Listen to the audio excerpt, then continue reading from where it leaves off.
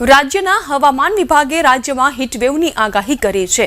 ઉનાળાના પ્રારંભ સાથે જ ભુજમાં તાપમાનનો પારો 45 ડિગ્રીને આંબી ગયો।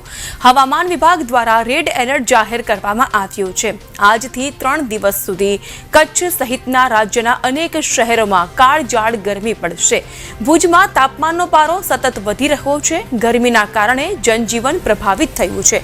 ભુજમાં 42 ડિગ્રી જેટલું તાપમાન નોંધાયું છે। ગરમીથી બચવા લોકો ઠંડા પીણાનો સહારો લઈ રહ્યા છે। હજુ પણ ગરમીનો પારો વધે તેવી શક્યતા છે, જેના કારણે રાજ્યના લોકોને આકરી ગરમીનો સામનો કરવા માટે તૈયાર રહેવું પડશે। આપણે જોઈ રહ્યા છીએ કે ગરમીનું પ્રમાણ બહુ વધી જ રહ્યું છે, પણ આપણે દૈનંદિન જે રોજના કામ છે એ આપણે કરવાના છે, તો એના માટે બધા લોકોએ આપણે બધાએ પ્રિકોશન્સ લેવા જોઈએ।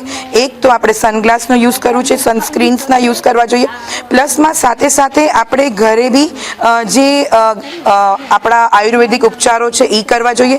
અને સન ટેનિંગથી બચવા માટે તમે કોટન કપડાનો યુઝ કરો પોતાના મોઢાને ઢકવા માટે, અને એવોઇડ કરો કે જે સન નું વધારાનો ટાઈમ છે બપોરના 11 વાગ્યાથી કરીને સાંજના 4 વાગે, એ દરમિયાન ના નીકળો કે જેનાથી તમને લૂ ન લાગે ને તમે માંદા ના પડો।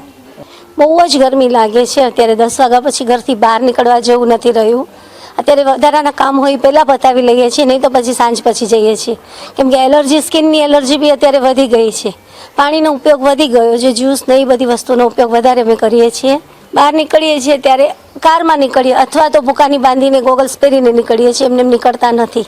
બાળકોને અત્યારે બહાર રમવા દેતા નથી, ઘરની અંદર જ જે થાય ઇન્ડોર ગેમ કરાવીએ છીએ। શહેરનું વાતાવરણ તો એવું થઈ ગયું છે કે બધી દુકાનો અત્યારે છે તો જેન્ટ્સ બી ઘરે આવીને જ રહી જાય છે કે દુકાનો 1 થી 4 બંધ જ કરી નાખે છે। કોઈ પબ્લિક આવતી નથી, ગામડાની પબ્લિક બી નથી આવતી અને અહીંયા સિટીવાળી પબ્લિક બી બહાર નથી નીકળતી। 1 થી 4, 5 વાગ્યા સુધી સાવ શાંતિ લાગી હોય છે શહેરમાં।